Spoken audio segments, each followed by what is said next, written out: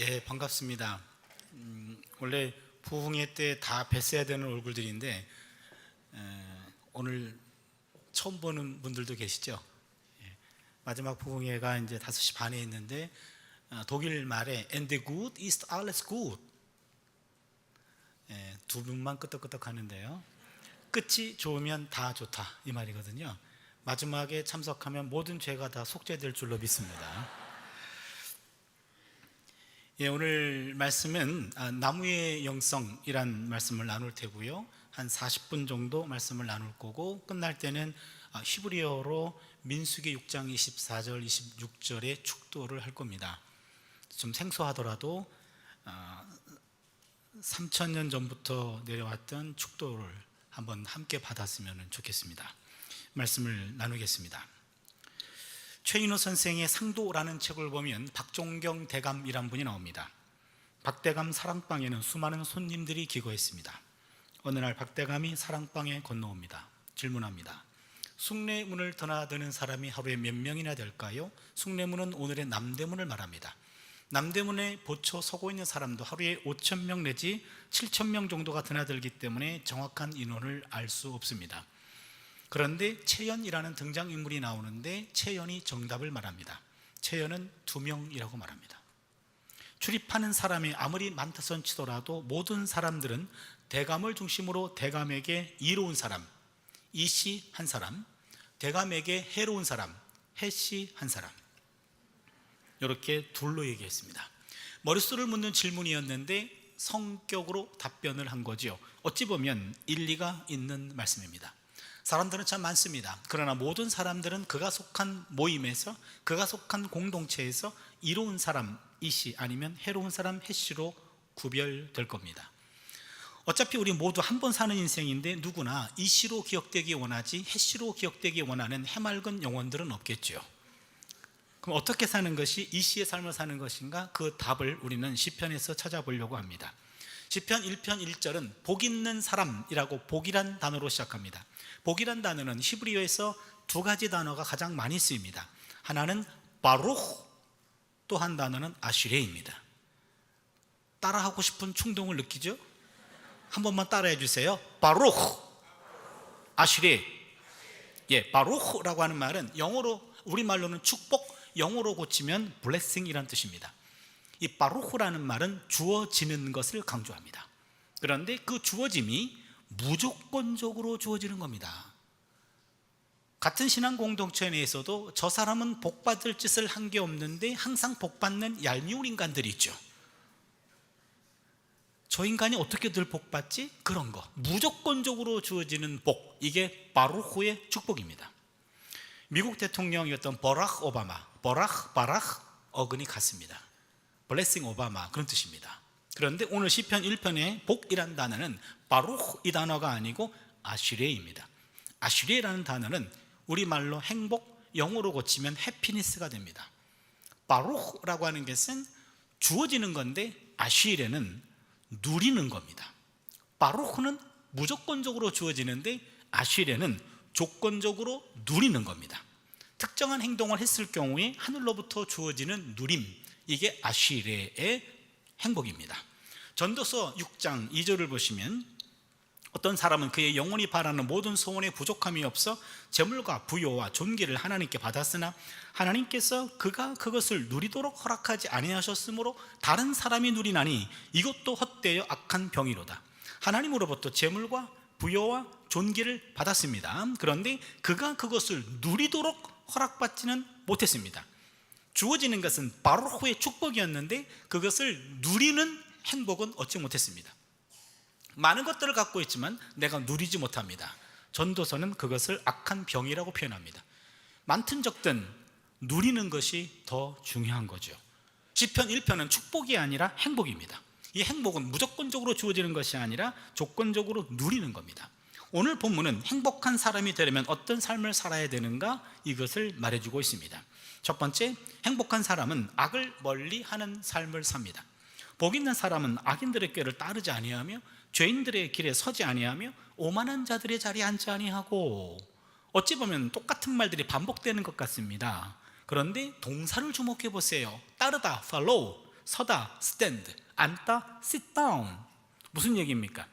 악이라고 하는 것은 처음부터 무섭게 다가오지 않습니다. 난 악이다. 예, 지금 몇 사람 깼습니다. 이렇게 무섭게 다가오면 졸다가도 깨고 다 도망갑니다. 악은 그렇게 오는 것이 아니라 살며시 다가옵니다. 유혹과도 같이 다가옵니다. 그러기 움켜쥐기는 찜찜하고 외면하기에는 뭔가 아쉬워요. 그래서 구경만 할게요 하고 악인데 내가 여기 있습니다. 주변을 맴돌면서 그냥 팔로우, 따라갑니다. 따라가다 보면 나도 모르는 사이에 스탠바이, 옆에 서게 됩니다. 옆에 선 것을 확인하는 순간 이왕 베린 몸 sit down, 앉아버립니다. 여기 악입니다. 악이라고 하는 것은 보다 보면 몸이 가고 몸이 가면 마음이 가는 것은 시간 문제입니다. 그러게 기준을 악인가 죄인가 아닌가의 기준이 아니라 하나님이 기뻐하시는가 기뻐하지 아니하는가, 여기 기준을 둬야 돼요. 그래서 하나님이 기뻐하지 않는다 하면은 don't follow 해야 돼요. 일정한 거리가 있을 때 이때 don't follow 해야 됩니다. 난 절대로 안 넘어갈게요. 그 사람 반드시 넘어갑니다. 유혹 앞에서는 나 자신을 믿지 않는 것이 나를 지키는 겁니다. 그러게 하나님이 주신 것을 누리는 행복한 사람은 악과는 단절된 삶을 삽니다. 두 번째로, 행복한 사람은 하나님의 말씀과 가까이 합니다. 오직 야훼의 율법을, 2절에 오직 야훼의 율법을 즐거워하여 그의 율법을 주 야로 묵상하는도다 그랬습니다. 행복한 사람은 하나님의 말씀을 즐거운 마음으로 대합니다. 시편 119편 103절을 보시면 주의 말씀의 맛이 내게 어찌 그리 단지요 내 입에 꿀보다 더 다니이다. 하나님 말씀이 달게 느껴진다면 내 영적 상태가 건강한 상태입니다. 몸에 이상이 오면 병원에 가죠. 그러면 의사 선생님이 청진기를 가지고 여기저기 소리를 들어봅니다. 그러면 어디에 문제가 있습니다 라고 우리에게 병을 진단해 줍니다. 마찬가지로 내 영적 건강 상태를 체크하려면 성경 청지기를 심령에 갖다 대면 됩니다. 성경을 폈을 때 달고 오묘하게 느껴진다면 영적으로 건강한 상태예요. 집사님 잠이 안 오세요? 잠언 읽으면 직방이야요 라고 잠언 읽고 주무신다거나, 구약성경의 예언서는 아무리 봐도 은혜가 되지를 않아. 어디를 봐도 칼로 심판한다 그러고 포로로 끌려가겠다 그러고 역병으로 치겠다 그러니 아이고 예언서는 도대체 은혜가 되지를 않아요. 그러면은 예언서를 통해서 하나님이 주신 그 마음을 이해하지 못하는 내가 문제지 예언서가 문제는 아니죠. 구약성경 어디를 펴든 신약성경 어디를 펴든 한 군데도 걸리지 아니하고 본문 만날 때마다 내가 즐겁게 그리고 기쁘게 맛있게 느낀다면 나는 영적으로 건강한 상태입니다. 예언서가 이해가 안 돼요? 예언서 결핍증입니다. 성경 어디를 펴봐도 하나님의 사랑이 느껴지는 것, 그것이 즐거운 마음으로 성경을 대하는 겁니다. 행복한 사람은 주야로 하나님 말씀을 묵상한다 그랬습니다. 주야라는 말은 밤낮으로 항상 늘 그런 의미도 되고요. 주라는 말은 형통할 때, 야라는 말은 불통할 때, 주라고 하는 말은 잘 나갈 때, 야라는 말은 잘 안 나갈 때, 주야라는 말은 시간적인 의미도 있지만 질적인 의미도 있어요. 내 환경이 잘 나갈 때, 어려울 때 이 환경을 탓하지 아니하고 어떤 환경 속에서라도 하나님의 말씀을 묵상하는 겁니다. 하나님 말씀을 늘 기쁨으로 대하는 겁니다. 하나님 말씀을 대하는 것이 상수가 되고 그 이외의 것들은 변수가 돼야 돼요. 여러분 인생의 우선순위를 잘 결정하십시오. 하나님 말씀은 상수, 그 이외의 것들은 변수예요. 내 환경에 따라서 하나님의 말씀이 읽혀질 때가 있고 펼쳐지지 않을 때가 있다라는 것은 인생의 우선순위가 잘못된 겁니다. 어떤 환경에서도 하나님 말씀을 펴보는 것 상수가 되고 그 이외의 것들은 변수가 되기를 바랍니다. 야훼의 말씀을 묵상한다 그랬죠. 여러분 말씀 묵상 어떻게 하시나요? 말씀 한 구절 읽고 눈 감고 깊이 생각하다가 피곤하면 의식도 잃고 그러죠. 그래서 피곤할 때 말씀 묵상하면 졸려 그러잖아요. 말씀 묵상 잘못해서 그렇습니다. 여기 묵상하다라는 히브리 말로 하가라고 하는 말은 나지막한 목소리로 읊조리다예요. 소리내서 읽다, 계속해서 읽다, 연구하다, 공부하다입니다. 말씀은 소리내서 읽는 것이 원칙입니다. 하나님 말씀은요 절대로 눈으로만 봐서는 안 돼요. 하나님의 말씀은 반드시 소리내서 읽어야 됩니다. 랍비들은 기도보다 성경을 읽는 것, 성경을 공부하는 것이 가장 높은 형태의 예배라고 말합니다. 기도할 때는 우리가 하나님께 말하지만 성경을 읽거나 성경을 공부할 때는 하나님이 우리에게 말씀하신다는 거예요. 우리의 말이 주를 이루는 기도보다 하나님의 말씀이 주를 이루는 말씀 읽기가, 말씀 공부가 더 높은 차원의 예배라고 하는 거죠. 마틴 루터는 장성한 어른이고 박사이고 교수인데 성경을 읽을 때만큼은 또박또박 소리내서 읽는다라고 그랬어요. 소리내서 또박또박 읽는 게 중요합니다. 우리 몸에는 외부의 것이 안으로, 안의 것이 외부로 넘나들 수 있는 게이트가 9개가 있어요. 여러분 생각해 보세요. 여기에 7개의 게이트가 있어요. 7개 문이 있습니다. 눈둘, 콧구멍둘, 귀둘, 입 하나, 7개죠. 요 위에 있는 요 문을 양의 문이라고 말하고, 몸 아래에 있는 요도와 항문 2개의 문을 음의 문이라고 말합니다. 음의 문은 배출만 합니다. 양의 문은 배출과 또한 흡입이 가능합니다. 그러게 외부의 것이 우리 안으로 들어올 때는요 7개 문이 열려야 됩니다. 그러기 위해서는 눈만 열려 있으면 눈으로 끝나요? 아닙니다. 입으로 읽어야 됩니다. 그러면 입이 열리고 귀가 열리고 눈이 열려요. 그러면은 2, 4, 5개, 5개가 열렸는데 콧구멍은 어떻게 열리는지 모르겠어요. 아마도 말씀의 파동이 코로 들어오지 않을까, 이건 제 생각입니다. 아무튼 7개 문이 완전히 오픈돼서 외부의 것이 안으로 들어오기 위해서는 반드시 성경은 소리내서 읽어야 됩니다. 이런 사람은 하나님의 말씀과 악과는 단절하고 하나님 말씀과 가까이 하는 사람은 결국 시냇가에 심겨진 나무가 됩니다. 그는 시냇가에 심겨진 나무가 철을 따라 열매를 맺으며 그 잎사귀가 마르지 아니함 같으니 그가 하는 모든 일이 다 형통하리로다. 구약성경에서 나무는 의인을 상징합니다. 시편 92편 12절을 보시면 의인은 종려나무같이 번성하며 레바논의 백향목같이 성장하리로다. 의인은 종려나무 같다. 나무를 통해서 의인을 상징합니다. 그리고 의인은 나무는 의인을 상징하죠. 여기서 시냇가에 심은 나무라고 그랬는데 이 시냇가라는 단어도 보통 단어가 아닙니다. 이스라엘에서 자연적으로 이루어지는 시냇가, 그런 시냇가는 우기 때는 시내가 형성이 되는데 건기 때는 말라붙어 버립니다. 이스라엘은 한 5개월에서 6개월 정도 비 한 방울 내리지 않습니다. 그러게 겨울에 우기 때는 시내가 형성되는데 건기가 되면 비 한 방울 내리지 않으면 완전히 말라붙어 버려요. 그거를 자연천이라고도 말하고 와디라고도 말하고, 정확히 표현하면 속이는 시내라는 게 그 단어입니다. 그런 속이는 시내로 옮겨졌다가 이 나무는요 건기 때 돌아가십니다. 여기 나와 있는 시냇가는 그 단어가 아닙니다. 여기 나오는 시냇가는 팔게이 마임이라고 하는 히브리어인데, 이것은 관계수로가 연결되어 있어서 1년 내내 물이 메마르지 않는 곳이에요. 365일 동안 물이 메마르지 않는 시냇가에 심은 나무가 돼요. 그런데 여기 심은이라고 하는 이 분사도 정확하게 번역하면 심겨진이에요. 심은 나무와 심겨진 나무는 다르죠. 심은 나무는 마치 나무가 걸어다니면서 어디 물이 많을꼬 하면서 걸어다니다가 뿌리를 내리는 것 같아요. 그런 나무는 미친 나무예요. 그렇죠? 시냇가에 심겨진 나무예요. 심겨진이란 말은 수동태입니다. 히브리어도 그렇고 헬라어도 그렇고 결정적인 순간에 수동태로 표현돼요. 그건 심은 나무가 아니라 심겨진 나무예요. 나무가 심은 것이 아니라 외부의 힘에 의해서 옮겨 심겨진 거죠. 이 외부의 힘을 가리킬 때 수동태로 표현해요. 이런 것들을 전문 용어로 divine passive라고 표현합니다. 신적 수동태. 우리는 그가 누군지를 알죠? 하나님이십니다. 하나님이 옮겨 심어주는 겁니다. 인생을 살다 보면 우리는 인생이 내 마음대로 사라지지 않는 것을 우리는 느낍니다. 다른 힘에 의해서 내 삶이 드라이브 되는 것 같아요.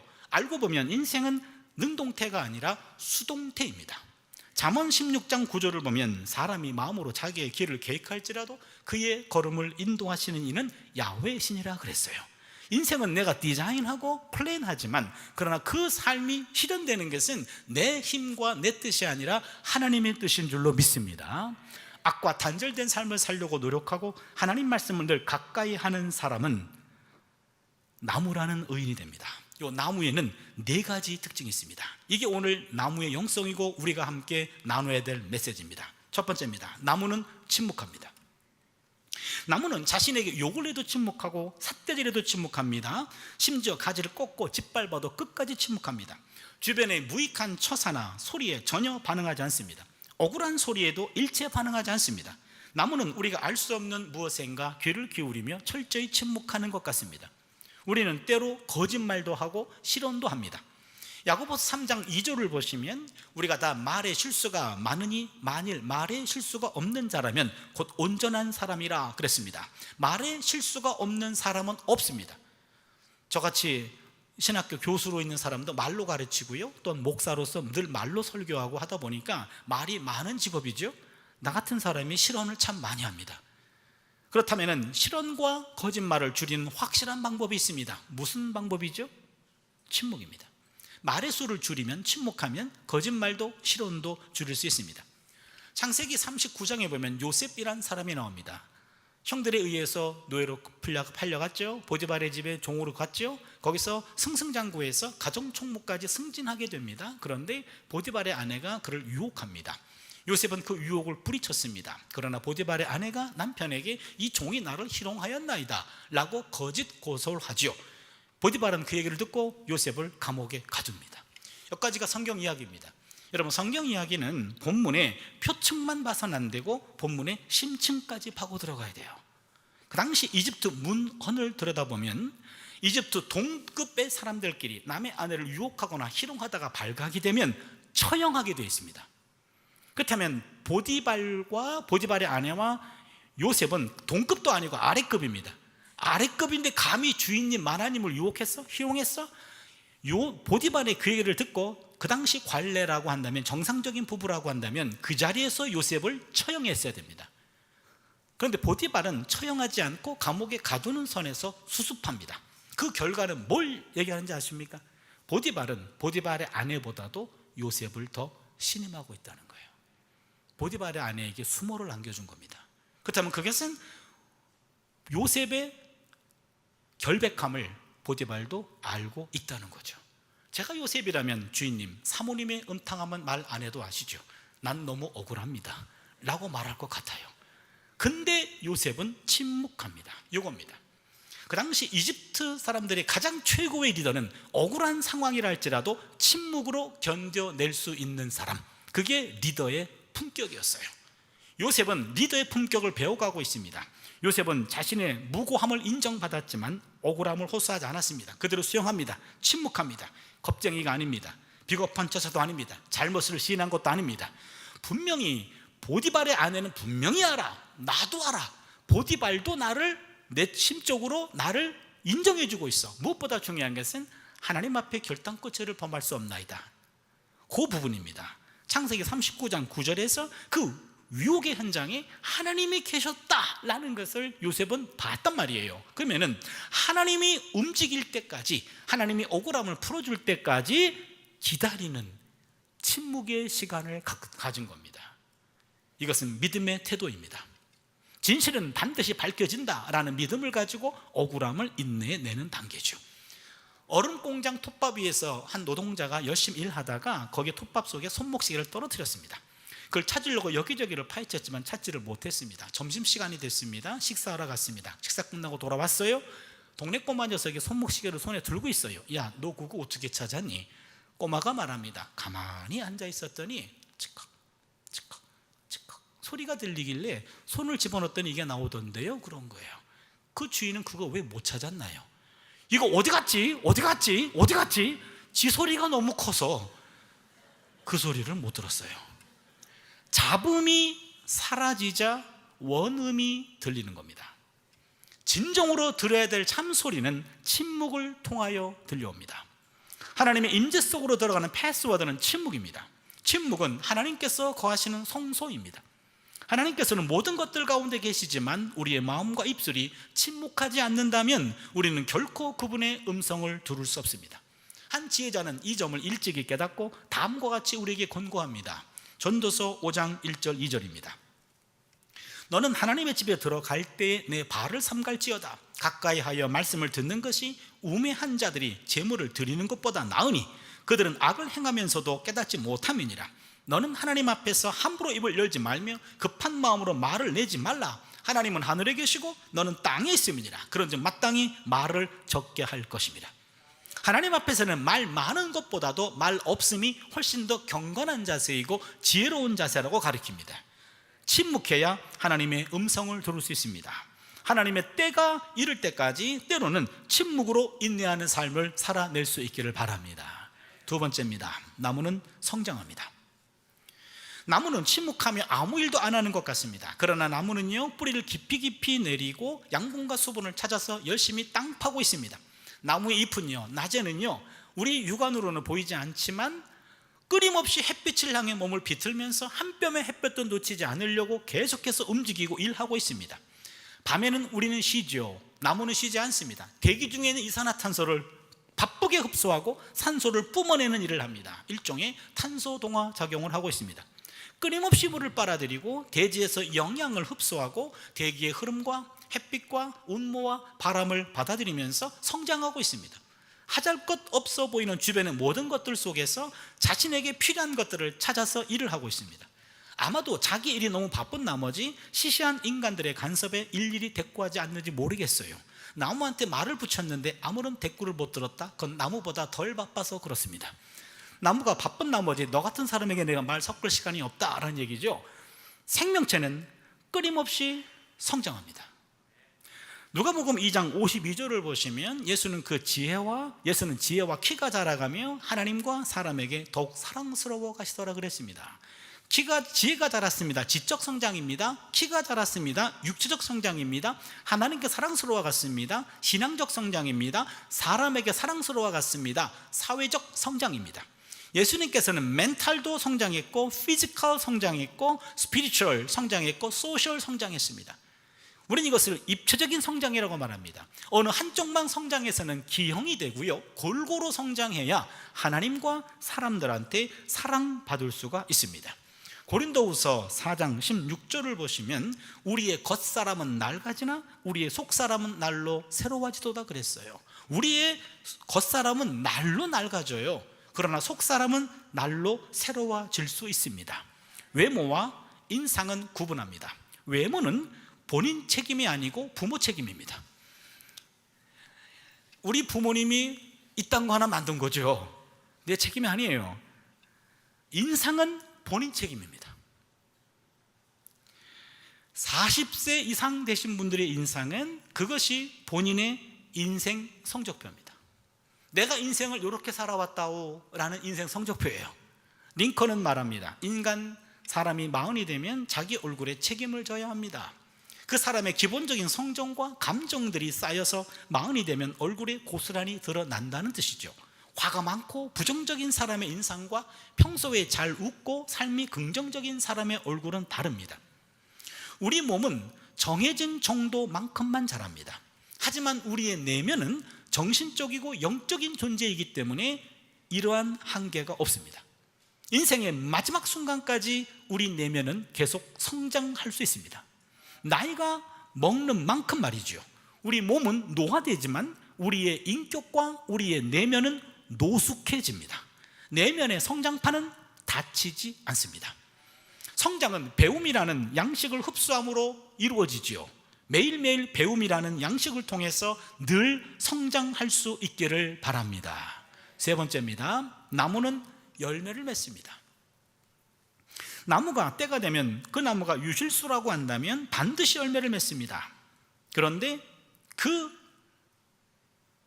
나무 열매는 나무가 취하지 않습니다. 여러분, 나무가 이건 내가 뼈 빠지게 내가 만든 거예요 하고 자기 열매를 따먹는 나무가 있다면 미친 나무예요. 그 나무도 신고해 주시기 바랍니다. 나무 열매는 나무가 취하지 않고 남이 취합니다. 나무의 열매는 동네 꼬마 녀석이 따먹든지 주인이 따다가 팔든지 남이 취하는 것이 나무의 열매입니다. 나무의 열매는 인간에게 생명을 공급하지요. 나무의 줄기와 나무의 껍질에서 섬유가 나와서 사람의 몸을 감싸는 옷을 만듭니다. 나무의 제목으로는 연장과 무기를 만들어 집을 짓는 데 사용합니다. 나무의 땔감과 나무의 숯으로 불을 일으켜서 난방을 하기도 하고 식물을 굽거나 삶기도 합니다. 또한 나무의 불은 한밤에 암흑으로부터 인간들을 보호해 주기도 합니다. 나무의 잎과 나무의 열매와 나무의 뿌리는 약이 되어 주기도 합니다. 나무의 모든 것들은 남을 위한 겁니다. All mine to give. 나무의 모든 것들은 자기 것 챙기지 않고 다 남에게 줍니다. 자신에게는 모든 것들을 다 남에게 줍니다. 사과가 6개가 있습니다. 1개를 먹었습니다. 몇 개가 남았죠? 이쪽 거 먹으니까 힘들죠? 이쪽 거 먹을게요. 몇 개 남았죠? 5개입니다. 2개 나물 줬어요. 몇 개 남았죠? 3개입니다. 예, 여러분 정상이에요. 어떤 분은 1개가 남았대요. 왜요? 그랬더니 목사님, 먹는 게 남는 겁디다. 이런 분이 있어요. 예, 먹는 거 남는 거 맞아요. 그러나 영원히 남지는 않죠. 잠시 남아요. 그러면 영원히 남는 것은 먹는 게 영원히 남는 게 아니고 쌓아둔 3개, 이게 영원히 남나요? 먹어서 없어지든지 쌓아두었다가 썩어서 버리든지. 그러면 영원히 남는 것은 몇 개일까요? 2개예요. 내가 남에게 베풀었던 것, 내게 남에게 나누었던 것, 그 2개가 그게 남는 거고 그게 열매예요. 내가 먹은 것이 남는 것이 아니고 내가 쌓아둔 것이 남는 것이 아니고 잠시 내게 왔다가 내가 흘려보냈던 것, 그게 남는 거고 그게 열매예요. 그 사람 평생 사과 수천 톤 먹었대. 이거 남지 않아요. 예, 학교에서 이제 학생들하고 점심때가 되면 야, 너네 오늘 점심 뭐 하냐? 그러면 학생들이 학식 가요 그래요. 학식은 학교 식당의 준말입니다. 2가지 의미가 있죠. 첫 번째 싸다, 2번째 맛없다. 그래서 학생들도 학식 안 가려고 그래요. 그래서 그냥 학식 가서 때웁니다. 그럴 때 학식 가요 그래요. 그러면은 제가 야, 너네들은 학식 4년 먹으면 졸업하지, 나는 평생 먹거든. 제가 지금 29년째 학식을 먹고 있어요. 학식딱 정말 맛없거든요. 교직원 식당 가봤자 학생 식당에서 주는 것에 반찬 1개 더 얹어주고 값은 더 비싸요. 그러니 교수들도 학식에 질려가지고 외식하고 싶어요. 그런데 갑시다 그러면은 그 사람이 책임져야 되잖아요. 그러니 가자 그러긴 뭐하고, 왜 가자는 소리 아무도 안 하지? 아무리 기다려도 아무 얘기도 없어. 그럼 어떡합니까? 학식 가긴 정말 싫고, 그러면은 조용히 학교 주변에 홀로 외식을 가요. 근데 문을 열었는데 이게 웬일입니까? 거기 홀로 오신 교수님이 7, 8명이에요. 그러면은 주인이 같이 앉으라 그래요. 어떡하면 같이 앉아야죠. 같이 앉고 밥을 먹는데 겉으로는 편안하지만 속은 불편해요. 이거 누가 계산하느냐 말이에요. 아무도 오자는 얘기 안 했는데 그럼 평소보다 밥 먹는 속도가 느려집니다. 천천히 먹습니다. 그럼 1시에 수업 있는 교수가 일어날 때 지 것만 계산하겠나. 그런데 남들은 더 천천히 먹었어요. 다 먹었어. 그럼 어떡합니까? 반찬 먹고 물 먹고 버티기에 들어갑니다. 오늘은 반찬이 맛있네 하면서요. 그때 반찬 먹고 물 먹고 시간 벌려고 말 많이 하지 말고 일어나서 밥을 쏘는 사람, 그 밥 한 번 쏘는 게 부담돼가지고 열심히 반찬 먹고 물 먹고 버티기에 들어간 7, 8명의 박사보다도 밥을 쏘는 사람, 우리는 그 사람을 밥사라고 얘기해요. 밥사가 박사보다 훌륭한 거예요. 그런 밥은 안 비싸요. 학교 식당은 한 4,000원 하고요, 그 다음에 교직원 식당은 한 5,000원 하고요, 외식 가면 한 7, 8,000원이에요. 그때 일어나가지고 밥을 한번 쏘면 그게 기록에 남잖아요. 밥 한번 쏘았네, 이런 거예요. 그게 열매예요. 남에게 베풀 수 있는 기회가 있을 때 지갑을 열고 남에게 섬길 수 있는 것, 그게 열매입니다. 예수님이 잎만 무성한 무화과 나무를 저주하신 적이 있습니다. 잎은 무성했어요? 열매가 없습니다. 잎이 무성했다는 말은 열심히 살았다는 얘기죠. 분주히 바삐 살았습니다. 그러나 정작 남에게 줄 수 있는 열매가 없다면 잎만 무성한 무화과 나무고 저주받은 나무가 됩니다. 남에게 베푼 열매가 없다면 저주받은 삶이라고 할 수밖에 없죠. 인생은 쌓아둔 것이 아니라 남에게 베푼 열매로 평가가 됩니다. 열매가 있는 삶을 살아갈 수 있기를 바랍니다. 마지막 4번째입니다. 나무는 그늘이 되어줍니다.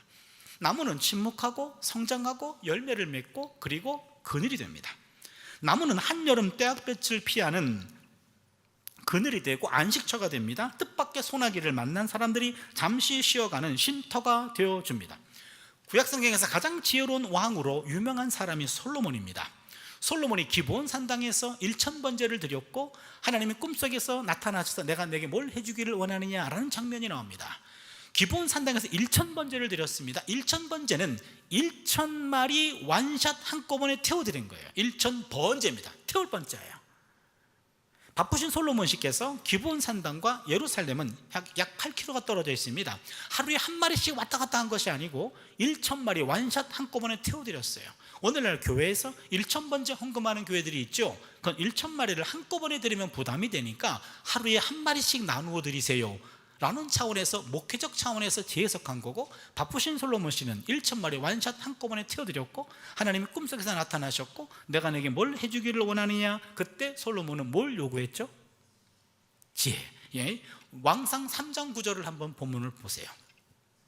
누가 주의 이 많은 백성을 재판할 수 있사오리까? 듣는 마음을 종에게 주사 주의 백성을 재판하여 선악을 분별하게 하옵소서. 여기 보시면 많은 분들이 지혜로 오해하고 있는데, 옛날 개역 한글판 성경에서는 지혜로운 마음을 종에게 주사 그렇게 번역했습니다. 그건 오역입니다. 정확한 번역은 듣는 마음이에요. 히브리 말로 렙 쇼메아, listening heart. 남의 이야기를, 백성들의 속마음을 들어줄 수 있는 리더가 되게 해주십시오.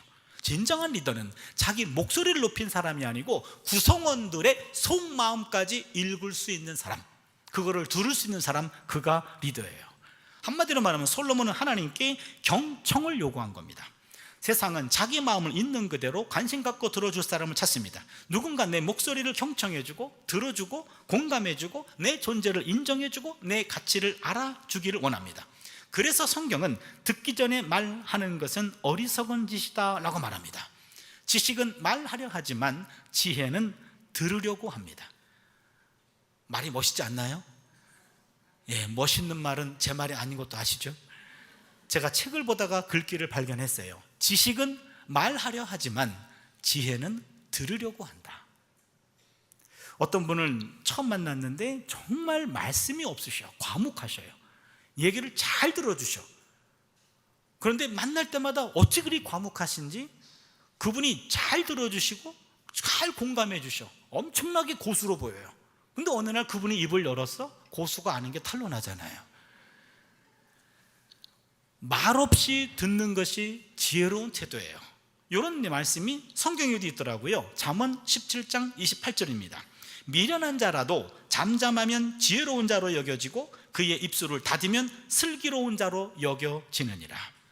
워런 버핏이라는 회장 여러분 아시죠? 그 회장한테 어느 기자가 찾아가서 회장님, 인생의 성공이란 어떻게 이해하십니까? 기자가 기대하는 대답은 인생의 성공이란 열심히 일해가지고 돈을 많이 벌어서 좋은 일에 많이 도네이션 하는 것이 인생의 성공입니다.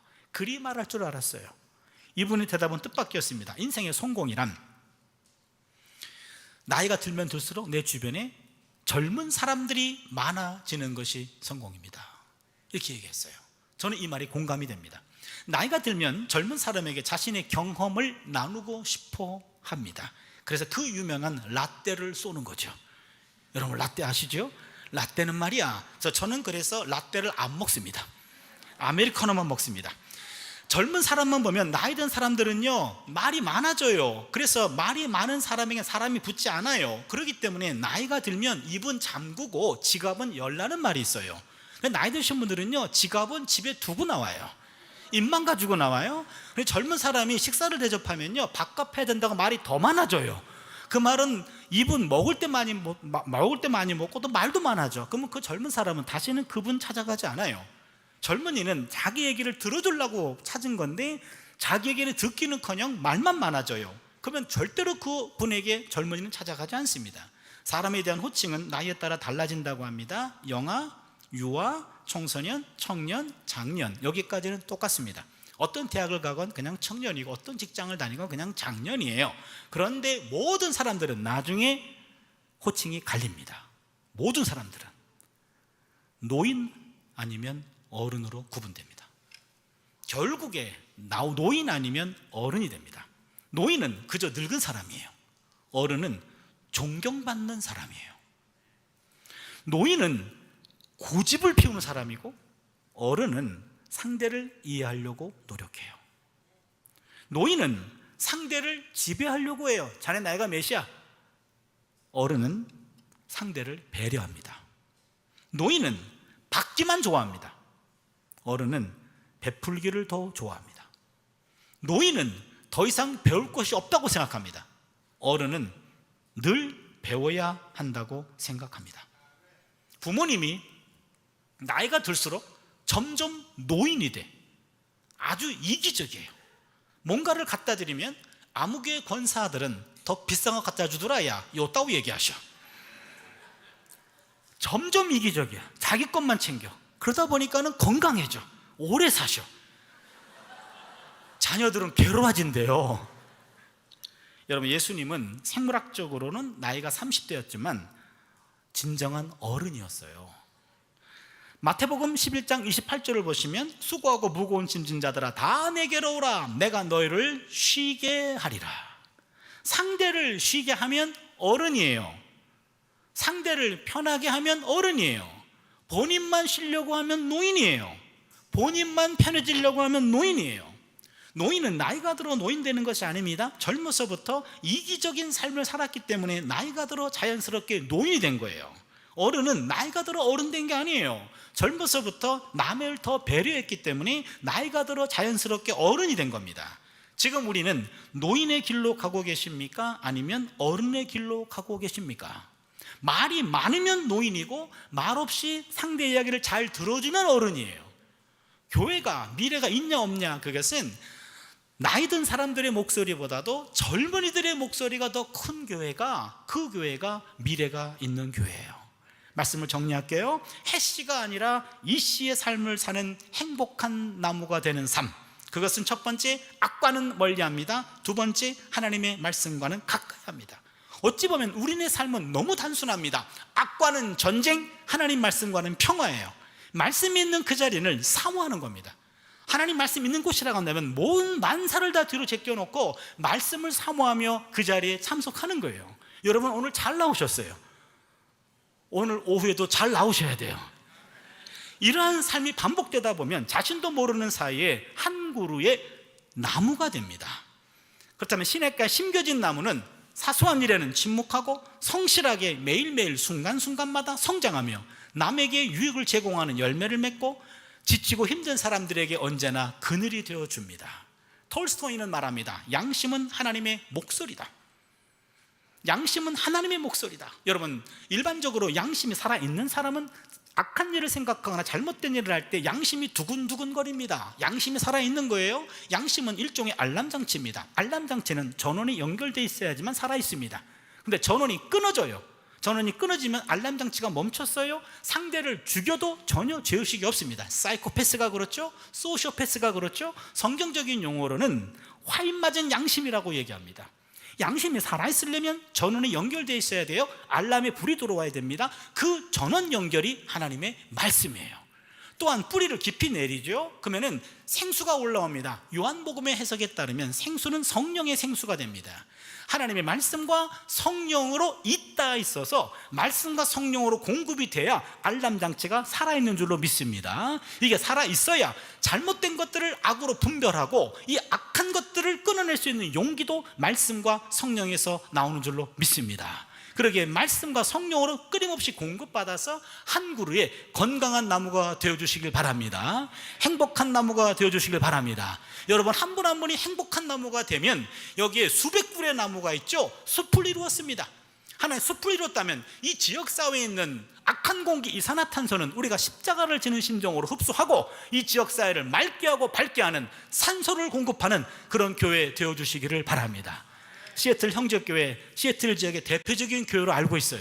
여러분, 그렇다면 그 평가에 걸맞는 여러분 한 분 한 분이 직장에서, 가정에서, 어느 곳에 있든지 바로 이 지역사회의 악한 것들, 잘못된 것들은 내가 십자가를 지고 지역사회를 맑게 해주는 행복한 한 그루의 나무 되어주시기를 축원합니다. 오늘 찬양을 함께하고 함께 예배를 마치도록 할게요. 여러분, 가능하면 다 일어나셔서 함께 찬양해 주시길 바랍니다. 낮엔 해처럼 밤엔 달처럼 그렇게 살 수는 없을까?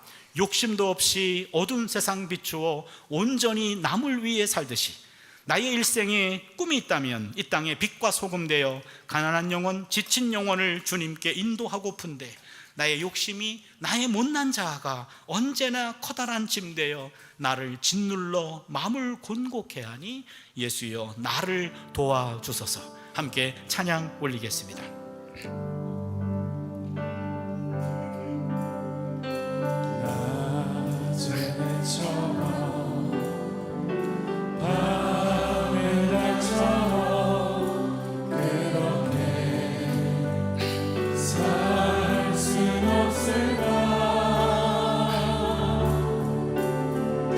욕심